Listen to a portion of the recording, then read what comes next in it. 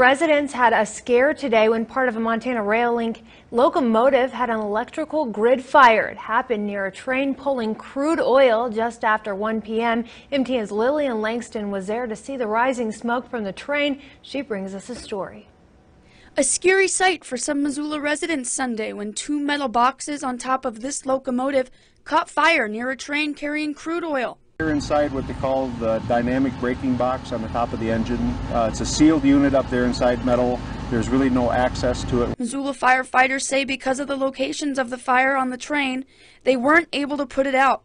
They say using water and extinguishing the fire could damage the inside of these boxes. And it's right directly above all the electrical components of the engine that keeps energy even when it's not running. So there's no way of putting any water on it.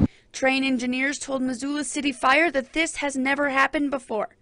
They say they recently got new train engines, and they feel that that could be a big part of the start. Railroad workers unattached the locomotive and pulled it away from a train nearby.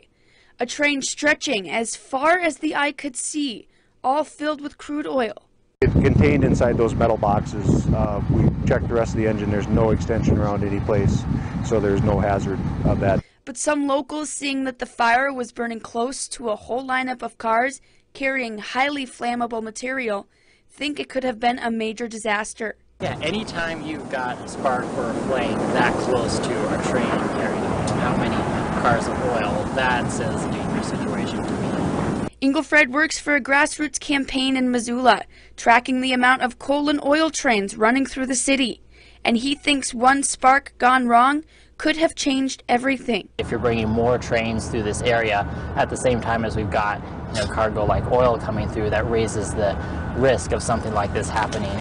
However, firefighters say the situation was taken care of and the fire would go out on its own. The train itself is fine. There's nothing in there. It's just contained to a very small area in the very top of the engine. In Missoula, Lillian Langston, MTN News.